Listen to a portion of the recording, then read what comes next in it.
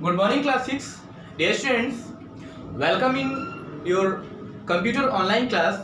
Dear students, as you all know that your chapter number 8 is completed, and today I begin your new chapter, chapter number 9, Advanced Topics in MS Access 2016.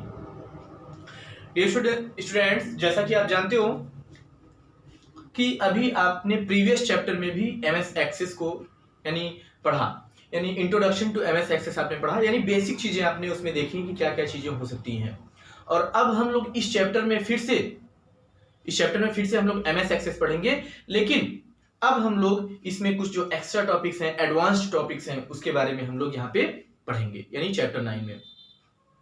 तो I hope आपको chapter number 8 बहुत अच्छे से समझ में आया होगा कि MS Access क्या होता है, कैसे यूज होता है, कैसे उसमें हम लोग टेबल क्रिएट करते हैं, कैसे डेटा ऐड करते हैं, डिलीट करते हैं, डिजाइन व्यू क्या होता है, डेटा सीट व्यू क्या होता है, ये सारी चीजें हम लोगों ने प्रीवियस चैप्टर में डिस्कस किया है। ओके, और अब हम लोग आज चैप्टर नंबर 9 पर डिस्कशन करेंगे। तो डियर स्टूडेंट, सबसे पहले इंट्रोडक्शन में हमने आपको सारी चीजें बताई। तो चैप्टर 9 में हम लोग एडवांस टॉपिक्स के बारे में पढ़ेंगे।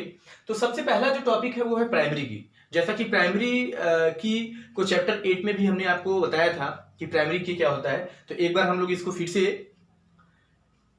रिवाइंड कर लेते हैं। दिस इज अ यूनिक की इन एक्सेस, यानी MS Access में ये क्या होता है कि यूनिक की होता है। यूनिक मीन्स क्या होता है, जो अपने आप में सबसे अलग हो, यानी उसके जैसा दूसरा ना हो। तो this is the unique key. It is used to ensure that there is no data duplication inside the table. यानी प्राइमरी क्या कहता है, ये इंश्योर करता है कि टेबल में, यानी जो डेटाबेस आपने क्रिएट किया है, जो टेबल आपने क्रिएट किया है, उसमें डेटा का डुप्लीकेशन ना हो। Data duplication means that means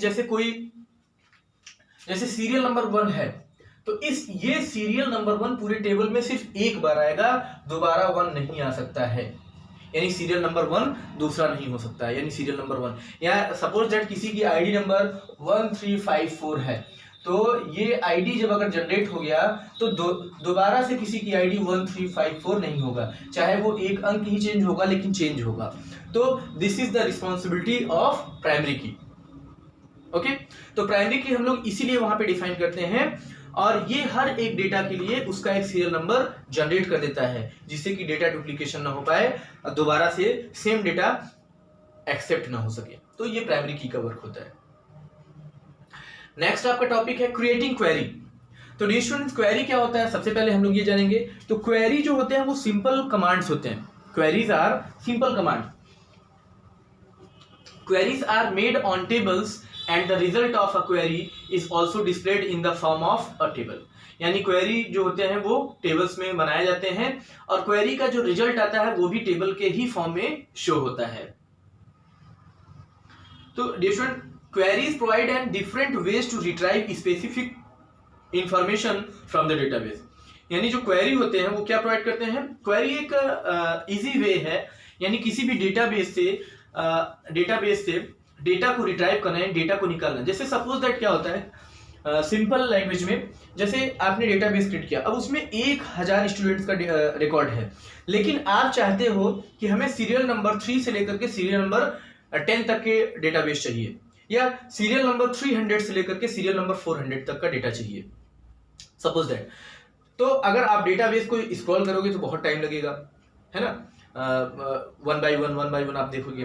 लेकिन वहां पे क्वेरी क्या होता है, सिंपल कमांड होता है, और उस सिंपल कमांड को आप वहां पे MS Access में दे दोगे कि open the data serial number 300 to serial number 400, और आप जैसे ही उस क्वेरी को रन कराओगे तो 300 सीरियल नंबर 300 से सीरियल नंबर 400 तक का डेटा एक टेबल में आपको शो हो जाएगा। तो this is the working of query, this is the efficient way, this is the easy way to open your database.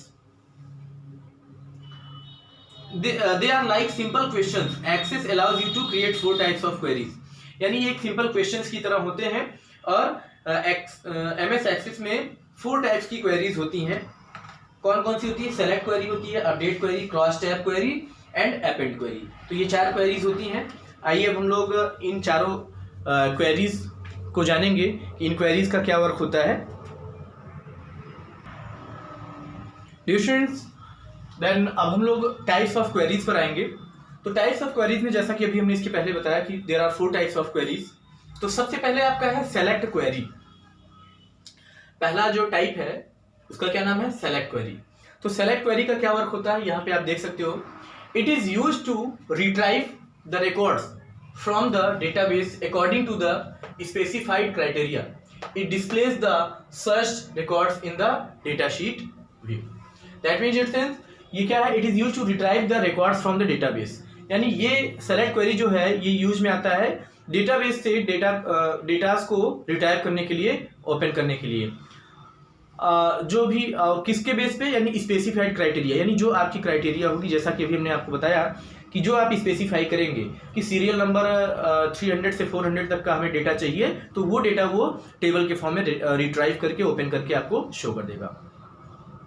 और ये सर्च जो आप डेटा सर्च करोगे उसको किस में शो करेगा? डेटा शीट व्यू में, यानी टेबल के फॉर्म में। ठीक है, तो ये वर्क होता है आपका सेलेक्ट क्वेरी का। सेकेंड है आपका अपडेट क्वेरी, यानी अपडेट, जैसा कि इसका वर्ड है अपडेट।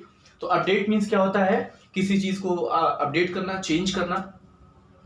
तो update query that means it is used to update the database.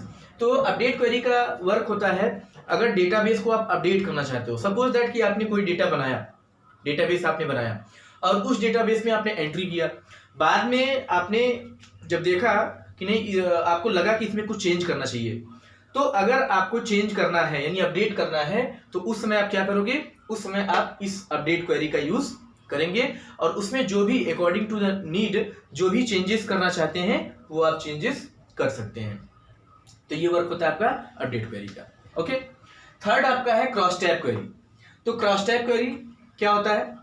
A cross tab query calculates sum, average और other aggregate functions and then groups the results by 2 sets of values, one down the side of the data sheet and the other across the top. Okay, तो cross tab query का क्या work होता है, यानी इसका use जो होता है, जैसे आप मैथमेटिकल फंक्शंस यूज कर रहे हैं, जैसे कैलकुलेशन करना है आपको, सम करना है, एवरेज करना है, और भी इसी तरीके से बहुत सारे जो फंक्शन होते हैं, अगर उनको यूज करना है तो उसके लिए आपको क्रॉस टैब क्वेरी का यूज करना होता है। और क्रॉस टैब क्वेरी में जो वैल्यूज होते हैं, इसमें पहला जो होता है वो down the side of the, यानी डेटा शीट के नीचे की तरफ होता है, और दूसरा जो होता है वो क्या होता है? टॉप पर, यानी अक्रॉस द टॉप होता है, डेटा शीट के टॉप साइड पर होता है। तो इस तरह से हम लोग क्रॉस टैब क्वेरी का यूज करते हैं। तो my dear students, I hope तीनों क्वेरीज आपको अच्छे से समझ में आई होंगी, select query, update query, cross tab query. अब आइए हम लोग नेक्स्ट आगे बढ़ेंगे फोर्थ क्वेरी पर, जिसको हम लोग क्या कहते हैं? Append query. तो डियर स्टूडेंट्स, अपेंड क्वेरी जो कि चौथा टाइप है आपकी क्वेरीज टाइप का, टाइप्स ऑफ क्वेरीज में फोर्थ नंबर का है। तो it is used to select records from one और more data sources and copies the selected records to the existing table. That means dear students, append query का जो use होता है, ये यूज किया जाता है आपको डेटा रिकॉर्ड्स को सेलेक्ट करने के लिए किसी एक डेटा सोर्स, डेटाबेस से या फिर अदर डेटा सोर्सेज से। तो क्या करता है? And copies the selected records to the existing table.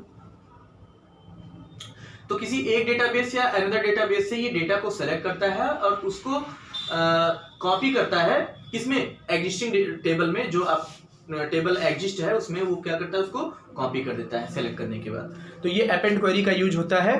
तो डियर स्टूडेंट्स, आप आई होप चारों क्वेरीज आपको बहुत अच्छे से समझ में आया होगा।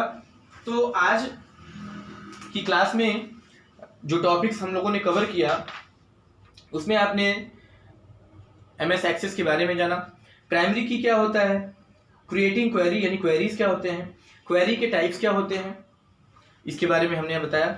अब नेक्स्ट वीडियो में जब हम लोग आएंगे, यानी नेक्स्ट क्लास में जब आएंगे, तो क्वेरी क्रिएट करने के स्टेप्स के बारे में जानेंगे और कितने टाइप से हम लोग क्वेरी क्रिएट कर सकते हैं इसके बारे में भी हम लोग जानेंगे। तो आज का वीडियो हम लोग यहीं पे एंड करेंगे और आज का होमवर्क हम लोग देख लेते हैं कि होमवर्क में आपको क्या करना है। तो डियर स्टूडेंट्स, आज का जो आपका होमवर्क है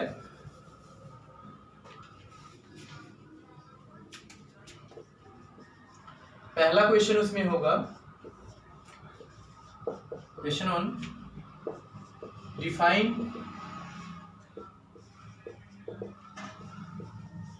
प्राइमरी की,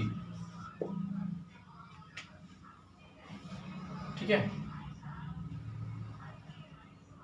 या इसमें ऐसे भी कर सकते हैं,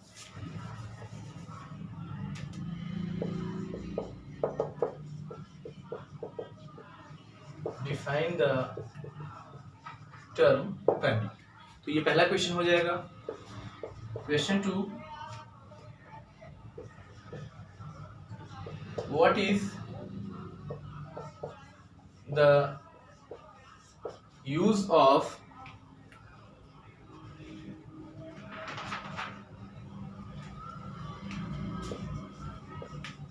update